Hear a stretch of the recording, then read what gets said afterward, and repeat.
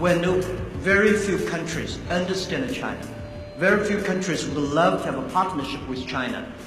There's one person, he's never been to China before, and he wants to open a trip that is unknown. A lot of people suspect, a lot of people don't understand, a lot of people probably criticize. And he visited China, he set up the diplomatic relationship with China. And that country was Malaysia, and that person was Prime Minister's father, Mr. Abdul Razak. I love Malaysia a lot because 10 years ago I went to Malaysia, Langkawi, with my wife and my family. It's a wonderful trip, it's beautiful. Just to see that reminds me of one of the trips I had. China and Malaysia had a long history. 2,000 years ago, thousands of years ago, Chinese people go to Malaysia to survive. And we suggest now, 2,000 years later, Chinese people go to Malaysia should enjoy the life. So I would be very, very happy to join this force together to improving the relationship, the friendship between two countries. Let's working together to face the challenge together, solve the problems, meanwhile make young people have a better life. Now, before I proceed, I can't wait, but let me announce a very, very good piece of news.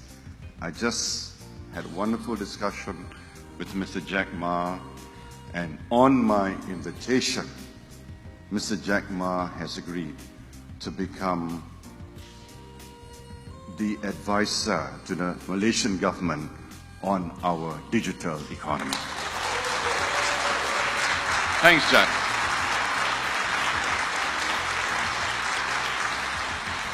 So the future development of Malaysia's digital economy will be in partnership with Mr. Jack Ma. He will advise us and he will tell us how we can put together the road, the path, and not the Silk Route of the past, but the path to the new future. And on top of that, Mr. Jack Ma has agreed to attend our Global Transformation Forum, which is Pemandu's initiative. And we're taking the advantage of his presence to launch our e-free trade zone in March next year. And that will combine our e-hub together and also Alipayment. And if we get everything together, we'll launch it in March. We're going to work at super speed to make this happen. And we will make this happen. I assure you we'll make this happen. And this will certainly be good for both countries, good for tourism. I also would like to mention that, we need connectivity, of course.